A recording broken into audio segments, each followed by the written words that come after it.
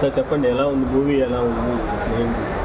First half అయితే ఎందుకు జరుగుతుందో ఏం జరుగుతుందో ఏం అర్థం కాదు.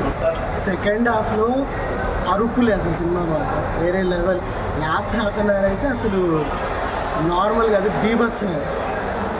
ఇలాంటి మల్టీ స్టారర్ మూవీని మన తెలుగు ఎంతవరకు యాక్సెప్ట్ చేస్తాం?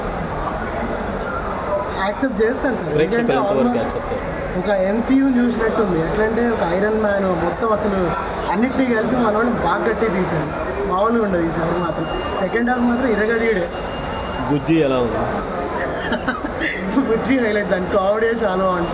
ఫస్ట్ హాఫ్లో కొంచెం దాని కామెడీ, కానీ ఫస్ట్ హాఫ్ మాత్రం ఎందుకు జరుగుతుందో ఏం జరుగుతుందో పోతూనే ఉంటుంది, అసలు ఏం అర్థం కాదు. బట్ సెకండ్ హాఫ్లో మాత్రం బా చాలా కొట్టేశారు అసలు. ఏంటి అసలు దీంట్లో కథ దేని గురించి? ప్రపంచం ఎండ్ అయిపోయింది ఒక రకంగా చెప్పాలంటే, దేవుడు మళ్ళీ పుడతాడు, దాని గురించి. మన ఫ్యూచర్ ఎలా ఉండబోతా ఉంది అంతే ఒక రకంగా. నెక్స్ట్ అసలు టెక్నాలజీ వేరే లెవెల్లో తీసుకెళ్తారు. నెక్స్ట్ దేవుడు ఇంకేంటంటే జనరల్గా నార్మల్గా ఇప్పుడు గర్భిణి కూడా అవ్వరు, అది కూడా ఏంటంటే కృత్రిమంగా చేస్తుంటారు.